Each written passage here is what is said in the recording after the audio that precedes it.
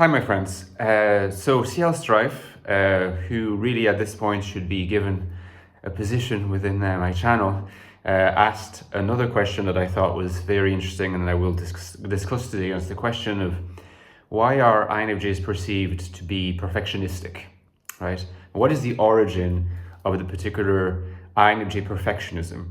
Now, in fact, it turns out, as I've been thinking about this, that this is an eminently complex subject that may require being broken down into two videos, one today and one tomorrow. So one part one, one part two. It depends on how this one goes. Initially, I thought, okay, I can discuss this in a few minutes, but you'll see that the subject is actually quite layered, and hopefully you can be along for the ride. So the first thing that my first reaction to her question was something more or less like this. As someone who has spent a lot of time in personality communities, interacting with all kinds of people of different types, on forums, on discords, particular followers, a particular system, the one thing that seems to be quite clear is that perfectionism, when it comes to belonging to a particular type designation, tends to be associated, generally speaking, more so with JI, that is to say, with TI and with FI. Now, for the purpose of comparison and making things a little simpler, I think I'm going to focus on TI, particularly as in some ways TI is the ultimately perfectionistic function when it's dominant, although FI is probably equally perfectionistic in its own ways, but we'll look at TI dominance, right? And then we'll sort of move to NI and see what are the intrications here, what are the differences, and have we perhaps been underestimating the real sense of perfectionism in NI dominance? I think we have. So I think the question is asking something very profound, but we first have to understand what's going on. So the reason why TI dominance tend to be seen as most perfectionistic is because the data of experience seem to confirm this, right?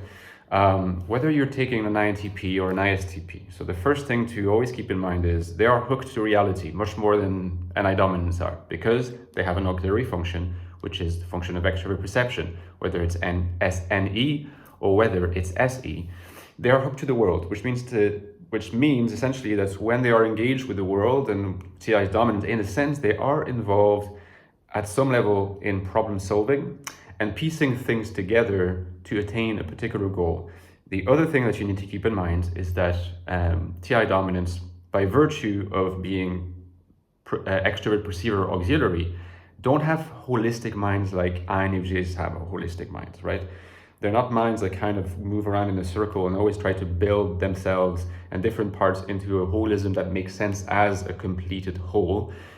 High extrovert perceivers tend to be more atomistic, meaning that different parts can coexist without the question of how they will be sorted together needing to be addressed straight away, which is why you notice that it's quite easy. Sometimes people refer to those types as having a refresh function and as being revisers. That is to say that they can quickly refresh like their system and move on to other things, not worrying too much about how they're gonna manage to make everything fit together right from the start. They'll figure it out later and use TI in this case to figure out later. INFJs, they're gestalt, they move and operate according to particular frames. The frame as a whole has to be coherent, which means they're a lot less able to refresh. Like if they're in a situation, they tend to have to holistically resolve it before they move to the next one, which partly explains why they can come across as sometimes a little bit conservative in how their mind works and a bit slow. It's the holism that explains it. So TI dominants don't have that. They tend to be atomistic in terms of their mental landscape, and they are hooked to reality.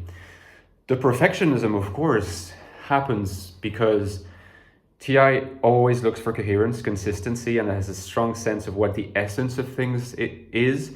So when they have something in mind about how to shape external reality to attain a particular purpose, they will have a very precise idea in their minds as to what they want to achieve. And that can be difficult because this ideal will, in practice, sometimes encounter particular kinds of obstacles. So they usually won't be satisfied until they get a very precise copy of what they have in their minds through the manipulation of external reality via external perception, among other things, right?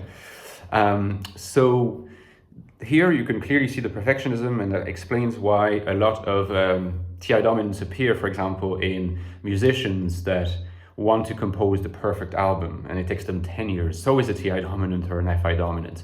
Or a Franz Kafka, probably an INTP or an INFP perhaps, but I'm starting to think more so INTP these days, who even possibly ISTP, but that's probably controversial, who basically wrote 3 novels, didn't finish any of them, right? He, like, this idea of being so perfectionistic that you can't complete a project is a very TI thing, and it seems to be and FI thing, and it seems to be the quintessence of what we tend to understand in our folk language by perfectionism, okay? And so that makes sense. And actually, in fact, my partner, my wife, she has very, very developed TI, more developed than mine in some ways.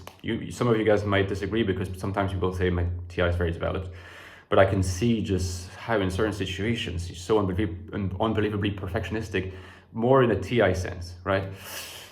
But sometimes also I should add, because otherwise you might get confused, that I'm kind of joking with my partner that she might in fact be TI dominant, and that's something that is only half a joke, but maybe I'll cover that for my Patreon supporters at some point. In any case, NI users, NI dominants particularly, are also perfectionistic, but it's different. One thing I've noticed is that the perfectionism of the NI dominance is usually going to be a perfectionism at the level of the whole frame. So it's going to be holistic perfectionism, whereas the perfectionism of the TI dominance or FI dominance tends to be more an atomistic kind of perfectionism. Particular projects, okay, like I need, that's how the JI dominant thinks. I have this project, I want to make it perfect. Okay, I can't quite do this right now, so I'll move on to another one, refresh moment that they can really easily do through external perception. So they move on to something else, can't quite finish it, next one. And so you get a series of things that are not finished. Sometimes people like mistakenly assume this is laziness, the inability to finish a project. Oh, like that's such an INTP thing or whatever. No, it's often that they're in fact not lazy, but they're so perfectionistic they can't quite get it right, so they move on because they have this refresh function available to them. Now, NI dominance, holistic minds, no atomism, no refresh function available. Now, one of the consequences of this is that you're an NI dominant. What's going to make you perfectionistic is that you're going to want to see in what you come up with, in what you create, right? A projection of your NI at some level, so a worldview as a whole that is encapsulated in what you're trying to produce.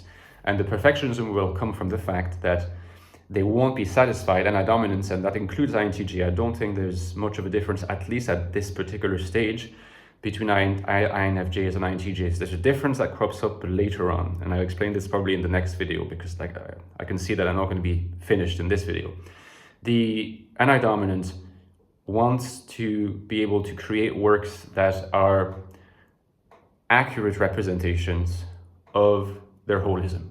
So what they produce has to be faithful at 100% level of accuracy and at the highest possible resolution to what they have in their minds. And by the way, this is actually making a move towards spiritualization. If you refer back to my earlier videos, like one of the key parts of spiritualization for an INFJ to get to that highest stage is to translate the worldview, the holistic worldview that is in their minds into an external project. It can take the form of a novel, can take the form of an album, can take the form of a project involving other people.